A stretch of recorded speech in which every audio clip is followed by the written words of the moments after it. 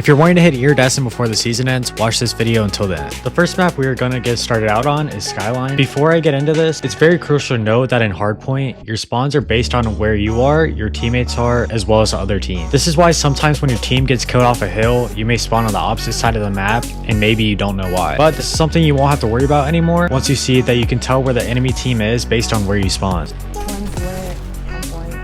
One shot, that guy's really good.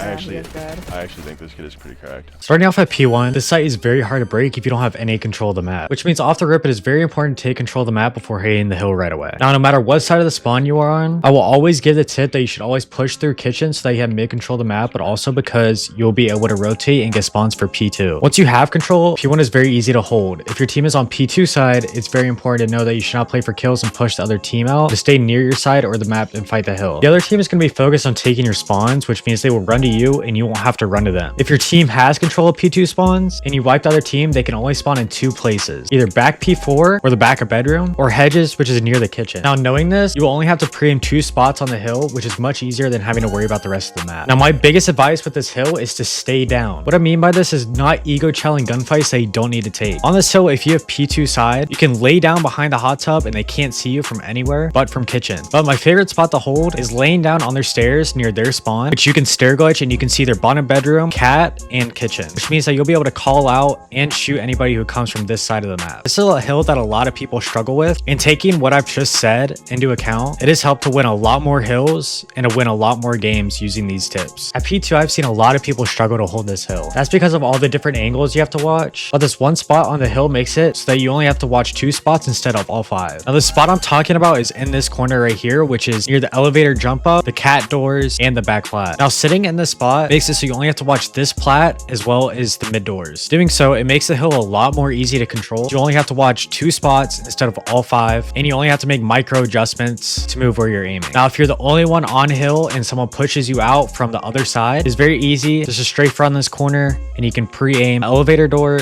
as well as the piano hop up. Now, if they do have spawns, it's very important to push them out and not sit on hill, because 3 seconds of getting hill time and getting your spawns pushed out is not going to do anything for you or your team. Now, if you get killed on this hill, there are 2 spots that you can spawn at. If the whole other team is just holding this side of the spawn, you are either going to spawn kitchen, back hedges, or the back of bottom bedroom. Knowing this, it makes it a lot more easier to take control of the map as well as getting to P2 without dying. Also, knowing this, if you have control of P2, it is very easy to hold this hill knowing where they're coming from and the only angles that you have to look at. P3 is a hill that is very hard to hold if you don't have control of one of the spawns. On this hill, the other team is able to flip spawns just by killing one of your teammates, which means that it's very important to be set up on the hill in spots knowing where they can come from. My favorite spot on this hill is to sit in between these 2 glasses, and if you break this glass, you can lay down and be very far back, which means that if someone pushes up onto the furnace, you can see them cross on the site. Now, with holding this, it is pretty difficult that if somebody goes P1 and they come through mid, you're not really able to see this side, which is where you'll have to rely on your teammates. Now, on this hill, there are 2 sides you can spawn on. If the other team has a hill and that they're pushed up on a furnace, you're going to end up spawning bottom piano, which with your first instinct is going to be to just push up mid. But chances are somebody from the other team is going to push out from this side, or they're going to be holding your spawn. Now, knowing this, you'll be able to know that someone's either going to be in front of you or to the right of you. Spawning on this side is very hard to get out of, but if you do get out of it, it's very easy to hold P3 hills, and you'll be able to flip out the other team for P4. Now, if you're spawning P4 side, I will say it's very important to have a teammate set up back hedges so you hold these spawns for P4, but also because you won't have to worry about this angle. With the last hill of P4, which is bottom bedroom, it's very important that you have somebody sitting in the back spawn behind this table and chairs, which in this spot, they can't wallbang. You're able to watch hedges, watch plat, and you can jump up on this table and you can watch the outer plat. If you or your teammate is sitting back here and they die, your team is instantly going to be flipped out, which they spawn either P2 or kitchen. And I will add that they can also spawn on the cat. Now, on this hill, it's the easiest one to hold, and there's only 2 angles that you have to watch. Most people lay down behind this table right here, or they'll sit behind the bathtub, which in doing so, you have to watch 2 angles in both of these spots, and it's the most predictable. Now, there are 2 spots that I like to sit in, which one, not a lot of people know about, which is being able to get up on the sink. On the sink here, they can't see you from the closet doorway, and you only have to watch bottom bedroom. Now, from bottom bedroom, they can't see you from here unless they slide out, which means that you can hold a pre-aim right here, or you can hold a loose angle where you just have your gun out in the middle of the floor. In the shower, you cannot wall bang this, which means that anybody from bottom bedroom is